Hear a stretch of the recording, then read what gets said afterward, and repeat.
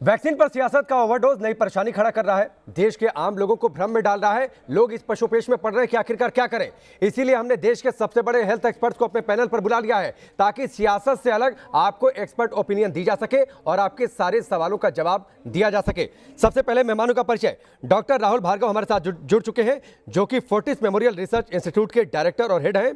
इसके साथ ही डॉक्टर अनिल गोयल हैं, जो कि एक्स सेक्रेटरी हैं IMA के। डॉक्टर आशुतोष चौहान हमारे साथ हैं, जो कि सीनियर कंसल्टेंट हैं। डॉक्टर कौशल कांत हमारे साथ जुड़ चुके हैं, जो कि सीनियर सर्जन हैं। इन सबसे हम बातचीत करें और एक एक करके सवालों का सिलसिला शुरू किया जाए और आपके भ्रम को दूर किया जाए। लेकिन उससे पहले तस्वीरें आपको दिखा दी जाए। कोवैक्सीन पर विपक्ष सवाल उठा रहा है, सरकार समर्थन में दलील दे रही है, लेकिन बड़ा सवाल यह उठता है, साइंस क्या कह रहा है, डॉक्टर क्या कह रहे हैं, एक्सपर्ट्स क्या कह रहे हैं कोवैक्सीन को लेकर, जिसको लेकर अब सियासत शुरू हो गई है। कितनी सुरक्षित है यह वैक्सीन? कोवैक्सीन को मंजूरी दे दी गई साल के दूसरे दिन, यानी 2 जनवरी को। 1 तारीख को कोविशील्ड को मंजूरी दी गई थी। विपक्ष ने अब सवाल उठा दिए और ट्रायल डेटा को लेकर विपक्ष ने शंका जाहिर किया है। चलिए सवालों के सिलसिले की शुरुआत करते हैं। सबसे पहले डॉक्टर राहुल भार्गव, मैं आपके पास आता हूं। जो सियासत अब हो रही है, मैं चाहूंगा उन पॉलिटिकली बातों को छोड़ दिया जाए। एक्सपर्ट ओपिनियन कोवैक्सीन को लेकर सवाल, आपको लगता है कि जो सवाल है विपक्ष का वो जायज है या फिर जो मंजूरी दी गई वो ठीक है? बात तो नहीं कहूंगा। मैं खुद बहुत गौरवान्वित महसूस कर रहा हूं कि इतने सालों बाद भारत ने एक स्वदेशी वैक्सीन का निर्माण किया है, बट जिस प्रकार से उसको अप्रूवल दी गई उसके बारे में चर्चा करना आवश्यक है। हो सकता है 30 जनवरी, 1 फरवरी, 15 फरवरी तक जाके वो वैक्सीन भी कोविशील्ड की तरह उतनी ही कारगर महसूस हो या कारगर साबित हो, बट आज जिस तरह से उसको अप्रूवल दिया गया, संशय करना आवश्यक है और उस पर डिस्कस करना आवश्यक है, क्योंकि इसी तरीके से हम लोकल से ग्लोबल बन पाएंगे। जो प्रधानमंत्री ने लोकल फॉर वोकल का नारा दिया है, वैसे ही वोकल फॉर ग्लोबल बनने के लिए हमारी अथॉरिटीज पे ट्रस्ट बिल्डअप करना बहुत ज्यादा जरूरी है, क्योंकि आगे चल के कोवैक्सीन भी हो सकता है कि अफ्रीका में सारे लोगों को मदद करे, क्योंकि वो सस्ती होगी, सुंदर होगी और टिकाऊ होगी। अब आते हैं फैक्ट्स की बात पे। जिस प्रकार से सेफ्टी डेटा पे बात हुई, फेज 3 ट्रायल नवंबर में स्टार्ट हुई थी। वैक्सीनेशन के दूसरे तीसरे चरण में लोगों का एनरोलमेंट नवंबर के महीने में चालू हुआ। अगर नवंबर के महीने में हुआ, ये वैक्सीन की ट्रायल कहती है कि आखिरी टीके के बाद, मतलब दूसरे टीके के मतलब 28 दिन के बाद जो टीका लगता है, उसके बाद 2 महीने का फॉलोअप जरूरी है, जो अभी तक हुआ नहीं है। दूसरी चीज, वैक्सीन ट्रायल में 26,000 लोगों को एनरोल करना था। 23,000 लोग एनरोल हुए हैं, बाकी एनरोलमेंट अभी बचा है, और जो लोग एनरोल हुए हैं उनपे भी एफिकेसी देखना अभी बचा है। इसका मतलब यह है कि वो सिर्फ सेफ्टी की बात हुई है, और सिर्फ सेफ है। सेफ का यह मतलब नहीं है कि वो एफिकेशियस भी होगी और वो कोरोना से बचाने में कारगर होगी। तीसरी सबसे ज्यादा जो महत्वपूर्ण बात हमको ये समझनी आवश्यक है कि अभी तक कोई भी पब्लिक डोमेन में कोई भी डेटा भारत बायोटेक ने नहीं डाला है, ताकि उसको विशेषज्ञ पढ़ पाए, समझ पाए कि विशेषज्ञ कितनी जरूरी चीज है कोविड वैक्सीन के बनाने के लिए। तो जिस प्रकार से जल्दीबाजी में दिया गया, शायद लोकल फॉर वोकल को देखते हुए उस पर संशय है, बट भारत के जो वैज्ञानिक इतनी तेजी से वैक्सीन बनाने में कामयाब हुए हैं, उसको देखना आवश्यक है। लेकिन डॉक्टर राहुल, ठीक है, आपकी बातें, आपकी शंकाएं ठीक है, लेकिन एक सवाल है, CDSCO की जो एक्सपर्ट कमेटी है, जो DCGI है, जिन सवालों को आपने उठाया, ठीक है, जिन सवालों को आपने उठाया, जाहिर सी बात है ये सवाल एक्सपर्ट्स के सामने भी उठे होंगे। अगर उन्होंने मंजूरी दी है तो उनके पास एक सेकंड और भारत सरकार ने अप्रूवल जो दिया है वो इस बात का दिया है कि हमने सेफ्टी के डेटा पे बैकअप की तरह वैक्सीन यूज करेंगे। हम उसको अभी लोगों को नहीं लगाएंगे। जो पहले चरण में 3 करोड़ लोग लगेंगे, वो कोविशील्ड की वैक्सीन लगेगी। बैकअप को डिफाइन कर दीजिए सर, थोड़ा सा और मुझे लगता है क्लियर हो जाएगा। जो आपने बैकअप की बातचीन कही, मेरा अगला सवाल आपसे यही होने वाला था। बैकअप को जरा डिफाइन कर दीजिए। भारत सरकार ने, अगर हम DGCI की वर्डिंग्स को पढ़े, तो ये बैकअप वैक्सीन है, ट्रायल के फेज में यूज की जाएगी अगर यूज की जाती है, और जो भी सब्जेक्ट्स को यूज किया जाएगा उनको अंडरटेकिंग देनी पड़ेगी कि हम ट्रायल की तरह यूज कर रहे हैं। तो इतनी जल्दी क्यों थी? अगर उसको ट्रायल की तरह बैकअप वैक्सीन है, ट्रायल की तरह यूज करना है, तो क्या जरूरत थी उसको अप्रूवल देने की? मुझे लगता है, ठीक है, ठीक है, मैं बहुत ज्यादा इंटरप्ट तो नहीं करना चाहता था डॉक्टर राहुल, क्योंकि एक्सपर्ट्स ओपिनियन का मसला है। मुझे लगता है कि आपकी बातों में जवाब शायद छिपा है। अगर मुख्य वैक्सीन के तौर पर डॉक्टर अनिल गोयल, अगर मुख्य वैक्सीन के तौर पर कोविशील्ड का इस्तेमाल होगा और कोवैक्सीन को रखा जाएगा सिर्फ बैकअप के लिए, यानी जिन इलाकों में ज्यादा जरूरत होगी ट्रायल के तौर पर इस्तेमाल किया जाएगा, तो इसमें गलत क्या है, इस स्ट्रेटजी में गलत क्या है?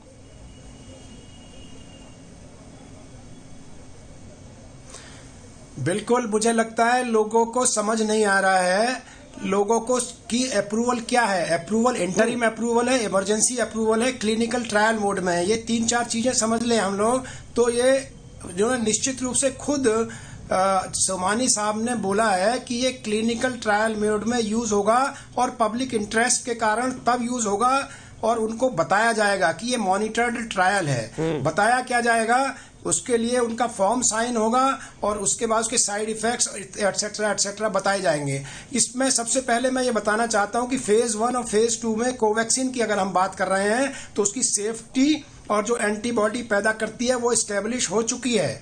फेज 3 में भी 22,000 लोगों का पर ये टेस्ट हो चुका है और जैसे इन्होंने कहा कुछ डेटा आना है, इसीलिए इसको इमरजेंसी क्लिनिकल ट्रायल मोड में दिया है, नहीं तो इसको फाइनल अप्रूवल देते। इसमें कहीं कुछ गलत नहीं है। और पैंडेमिक के कारण ये दिया जा रहा है। हेल्थ वर्कर्स जो 3 करोड़ की ये बात कर रहे हैं वो जो है हेल्थ वर्कर्स हैं जो बहुत ज्यादा हाई रिस्क में होते हैं या फ्रंट लाइन वर्कर्स हैं जो बहुत हाई रिस्क में होंगे।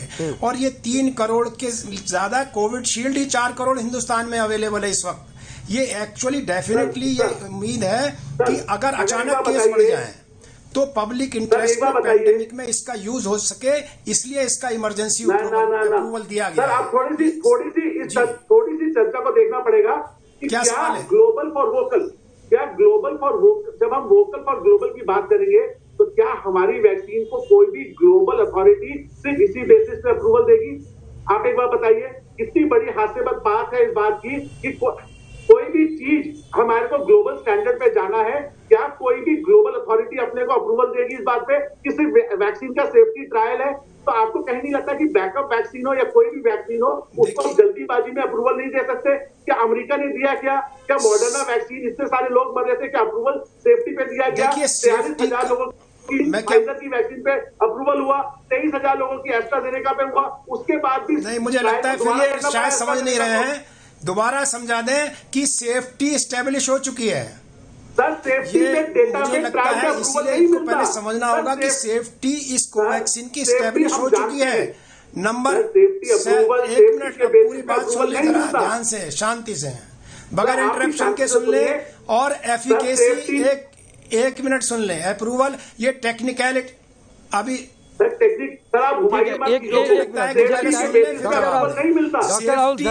डॉक्टर आशुतोष इम्यूनोजेनेसिटी स्टेब्लिश हो गई, इसको इमरजेंसी 1 मिनट जी हाँ फिर बनने सुन ले।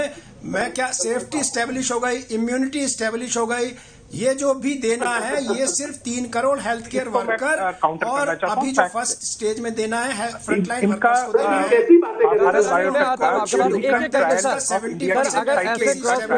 तो लोग समझ नहीं पाएंगे, भ्रम पैदा होगा। मुझे लगता है कि एक्सपर्ट्स को इस तरीके की डिबेट से बचना चाहिए। 1 मिनट डॉक्टर आशुतोष, अपनी बात जल्दी पूरी करिए, फिर मैं आता हूँ, आगे बढ़ता हूँ, प्लीज जल्दी।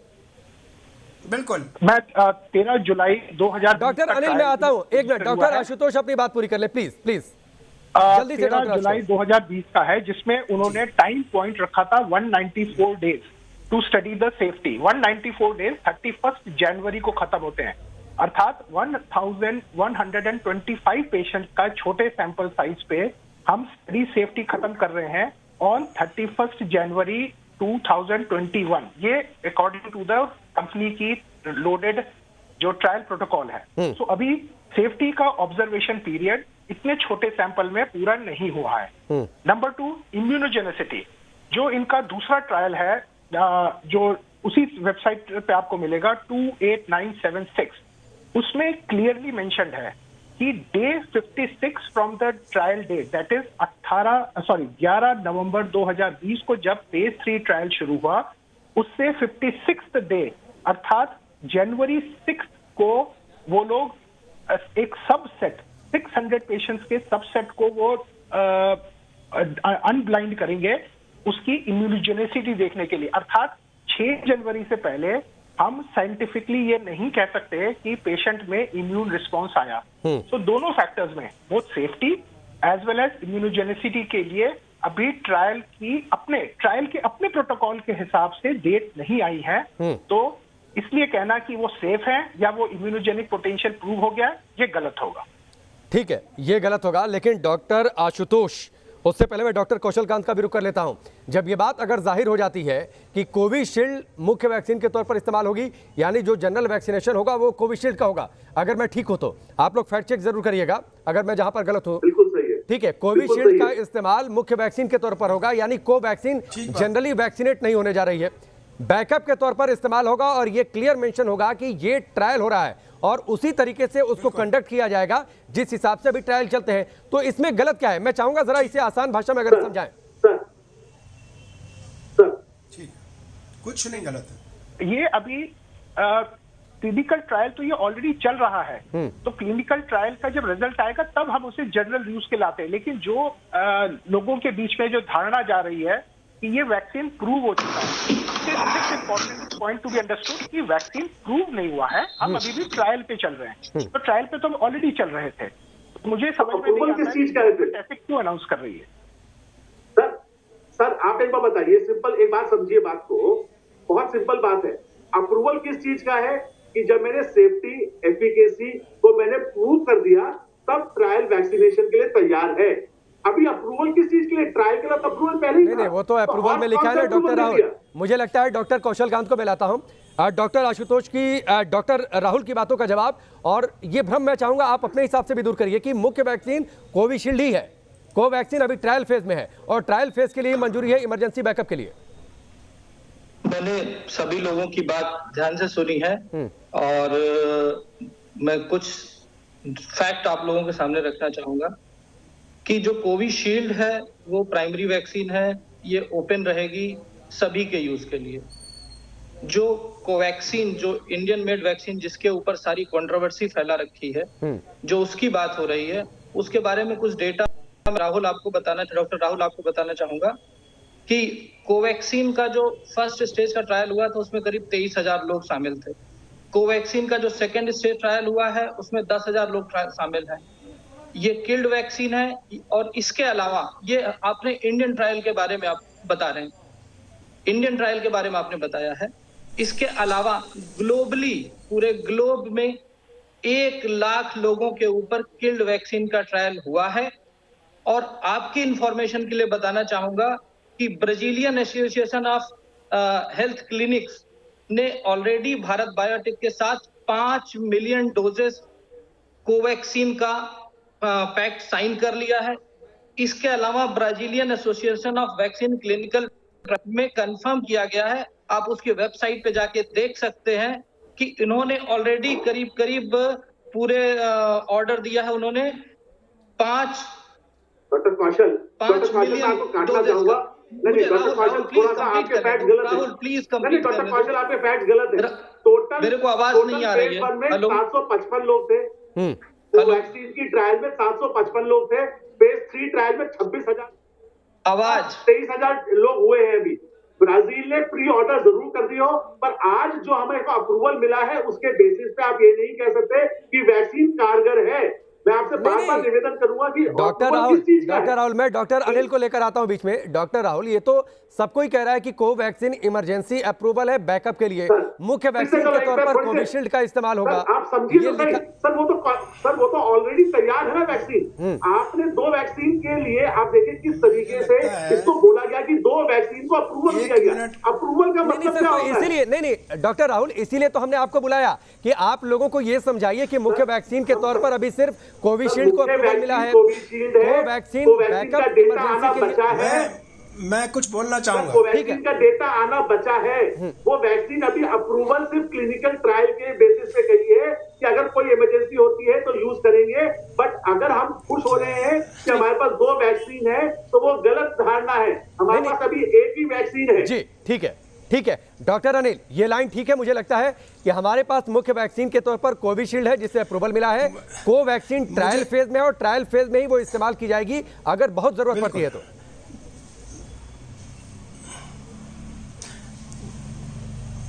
देखिए, मुझे लगता है हम यहाँ एज एन एक्सपर्ट बैठे, हम जनता को टेक्निकल ग्राउंड्स पर कंफ्यूज ना करें, नंबर 1। नंबर 2, बहुत क्लियर है, कोविशील्ड जो सीरम इंस्टीट्यूट ऑफ इंडिया ने मैन्युफैक्चर की है, R&D ऑक्सफोर्ड एस्ट्राजेनेका की है, वो 70 पॉइंट कुछ परसेंटेज एफिकेशियस है, कल सोमानी साहब ने स्टेटमेंट में कहा। सो उसकी मैंने जैसे शुरुआत में कहा था, 5 करोड़ वैक्सीन तैयार है, 4 करोड़ इंडिया में लगेंगी, 1 करोड़ WHO को दी जाएगी। सेकेंड पार्ट, कोवैक्सीन को इमरजेंसी अप्रूवल है, ये अभी यूज होने नहीं जा रही है, ये यूज होगी जब क्लिनिकल ट्रायल और जैसे 26,000 के बाद पूरे उसके डेटा आ जाएंगे। और अगर बहुत ज्यादा जो म्यूटेंट स्ट्रेन है या बहुत ज्यादा केसेस अचानक बढ़ गए हिंदुस्तान में, हेल्थ केयर वर्कर्स को बहुत रिस्क बढ़ गया, सर अभी तो नहीं बढ़े, फ्रंटलाइन वर्कर्स को बहुत रिस्क बढ़ गया, तो ये एक ऑल्टरनेटिव यूज में लगाई जा सकती है। It is as simple as that. हम लोग इसमें कंफ्यूजन क्यों कर रहे हैं कि उसमें ये डेटा था या वो डेटा था? सब्जेक्ट एक्सपर्ट कमेटी ने, मुझे आधा मिनट और दीजिए, सब्जेक्ट एक्सपर्ट कमेटी ने कहा कि फेज 1 फेज 2 ट्रायल और कोविशील्ड के बाद 3 के बाद 70% इफेक्टिव है। कोवैक्सीन को उन्होंने कहा ही नहीं कि फेज 3 ट्रायल चल रहा है, फेज 1 फेज 2 में उन्होंने पाया सेफ है, इम्यूनोजेनिक है। हम या सब्जेक्ट एक्सपर्ट कमेटी को मान लें या ये जो कुछ स्टेटमेंट गूगल पर है या वो उसको मान लें।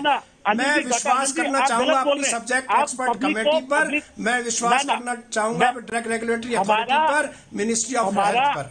जी, मैं आपको सिंपल, डॉक्टर अनिल, मैं 1 मिनट बोलूंगा, 30 सेकंड में बोलूंगा। तो इसलिए मेरा विश्वास है अपनी सरकार पर, मेरा विश्वास है ड्रग रेगुलेटरी अथॉरिटी पर, मेरा विश्वास है सब्जेक्ट एक्सपर्ट कमेटी के इंडिपेंडेंट साइंटिस्ट पर, जिन्होंने इसको इमरजेंसी अप्रूवल के लिए डॉक्टर अनिल, डॉक्टर अनिल, मैं थोड़ा सा इंटरप्ट करता हूं, डॉक्टर अनिल, डॉक्टर भार्गव, एक second please sir, please doctor Bhargav, doctor Bhargav, 30 second, doctor Bhargav, आप नहीं, आप अपनी बात पूरी करिएगा। एक छोटा सा मैं ऐड कर देता हूं, मेरी एक और शंका है, आप अपने जवाब के साथ, मुझे लगता है दोनों का जवाब एक हो सकता है। आपने कहा क्यों अप्रूवल दिया गया, WHO ने रेमडेसिविर की भी बातचीत हुई थी, शुरुआत में आपने देखा कई जगहों पर इमरजेंसी दवा के तौर पर उसका इस्तेमाल हुआ, बाद में उसको हटा दिया गया, तो इस तरीके के मेजर्स तो यूज किए जाते हैं। बिल्कुल सर, अभी आ रहे हैं सर, आपके पास वैक्सीन है, अब आपके बिल्कुल सवाल का जवाब देते हैं 30 सेकंड में। US FDA ने फाइजर की अप्रूवल ट्रायल को पूरे लाइव प्रस्तुत किया, पूरा जो डिस्कशन कमरे में हुआ वो लाइव हुआ, उसका पेपर NEJM में पब्लिश हुआ, 43,000 लोगों के वैक्सीन के ट्रायल के बाद, ऑथेंटिसिटी होने के बाद ट्रायल पब्लिश हुई, तब यूरोपियन यूनियन ने उसको, ब्रिटेन ने उसको अप्रूवल दिया। हमारे देश में सब्जेक्ट एक्सपर्ट कमेटी ने कोई जवाब नहीं दिया, कोई DGCI ने अप्रूवल के लिए किस तरीके की मेथोडोलॉजी थी उसका कोई जवाब नहीं दिया। तीसरी चीज, इमरजेंसी अप्रूवल इसलिए दिया गया क्योंकि उसका एक बड़ा जामा बनाया जा सके। जब वैक्सीन सिर्फ ट्रायल बेसिस पे है तो अप्रूवल किस चीज का? ठीक है सरकार ठीक है डॉक्टर राहुल, ठीक है, मेरे पास थोड़ी सी वक्त की कमी है, मैं डॉक्टर कौशल का भी रुक कर लेता हूं। डॉक्टर कौशल, ये बात तो सही होगी, इमरजेंसी मेजर्स में इस्तेमाल किए जाते हैं, जो मेरा सवाल था कि रेमडेसिविर का भी इस्तेमाल किया गया, बाद में उसे बंद कर दिया गया, कोवैक्सीन को रखा गया, उसका इस्तेमाल तो अभी होने नहीं जा रहा। डॉक्टर राहुल, अब जरा सुन लीजिएगा please. As a doctor, as a clinician, मैंने अपनी टीम के साथ एक एप्लीकेशन लिखी थी आज से 3 महीने पहले हेल्थ मिनिस्ट्री एंड प्रधानमंत्री को, जिसमें हमने ये रिक्वेस्ट की थी कि जब स्टेज 0, स्टेज 1, स्टेज 2 इन 3 ट्रायल में सेफ्टी की बात हो जाती है और सेफ्टी की बात क्लियर हो जाती है, ठीक, इम्यूनोजेनिसिटी की बात कर रहे हैं आप, इफिकेसी की बात नहीं क्लियर होती इन तीनों ट्रायल में। इफिकेसी की बात स्टेज 3 ट्रायल के बाद होती है। जो आपने सुना है कि बड़ा क्लियर इंस्ट्रक्शन आया है कि जो कोविशील्ड है वो ओपन है कंप्लीट यूज के लिए, जो कोवैक्सीन है उसका कंडीशनल अप्रूवल है। ठीक है, कंडीशनल राहुल प्लीज सुन लीजिए, कंडीशनल अप्रूवल का मतलब ही है, कंडीशनल राहुल जी सवाल है, कंडीशनल अप्रूवल का मतलब ही है आपके केसेस नहीं बढ़ रहे, आपके केसेस से 2 लाख राहुल प्लीज सुन तो लो, तो किस चीज डॉक्टर राहुल प्लीज सुनो तो, अरे आप समझिए तो। ठीक है, मैं इंटरप्ट करता हूं, थोड़ी सी वक्त की कमी है। नहीं, आप दोनों लोग शांत हो जाइए, आप दोनों लोग शांत हो जाइए, आप दोनों लोग शांत हो जाइए। Doctor Ashutosh, 1 minute sir, 1 minute, वक्त अनलिमिटेड नहीं होता है, हमारे पास वक्त की पाबंदियां होती हैं, वरना ये डिस्कशन बड़ा इंटरेस्टिंग है, ज्ञानवर्धक भी है मेरे लिए भी, और मुझे लगता है दर्शकों के लिए भी होगा। डॉक्टर आशुतोष, एक आखिरी बातचीत, ये जो इतना कंफ्यूजन फैला हुआ है, मैं चाहूंगा आप आधे मिनट में जरा आसान भाषा में इसको दूर कर दीजिए ताकि लोगों तक कॉन्सेप्ट क्लियर हो जाए। बेसिक इशू ये है कि कोविशील्ड का जो डेटा है वो साइंटिफिक कम्युनिटी में अप्रूव हो चुका है। तो हमारी डॉक्टर कम्युनिटी में हम इसे एक्सेप्ट करते हैं कि ये एफिकेशियस वैक्सीन है। मैं अगर मुझे ऑफर होगा मैं खुद लगवाऊंगा, अगर मेरे पेशेंट पूछेंगे मैं खुद उन्हें एडवाइस करूंगा। कोवैक्सीन के केस में अभी ये इसकी एफिकेसी और सेफ्टी अभी प्रूवन नहीं है जी। ट्रायल चल रहा है, अच्छा वैक्सीन हो सकता है, समय बताएगा, अभी की तारीख में नहीं। अभी मुझसे कोई पूछेगा तो मैं खुद नहीं लगवाऊंगा, ना मैं इसे रिकमेंड करूंगा जी। ठीक है, Basic आप सबका, मुझे लगता है आप कॉन्सेप्ट क्लियर हो गया। आप सबका बहुत बहुत शुक्रिया। वक्त इतना ही है। जो बातें निष्कर्ष निकली वो बातें यह है कि सिर्फ कोविशील्ड को अप्रूवल दिया गया है, कोवैक्सीन को बैकअप के तौर पर रखा गया है। अगर बहुत हालात बिगड़ते हैं तो उसका इस्तेमाल किया जाएगा, लेकिन इस रिकमेंडेशन के साथ, इस रिटर्न कंफर्मेशन के साथ कि वो ट्रायल के तौर पर इस्तेमाल की जाएगी। अभी मुख्य वैक्सीन सिर्फ कोविशील्ड है।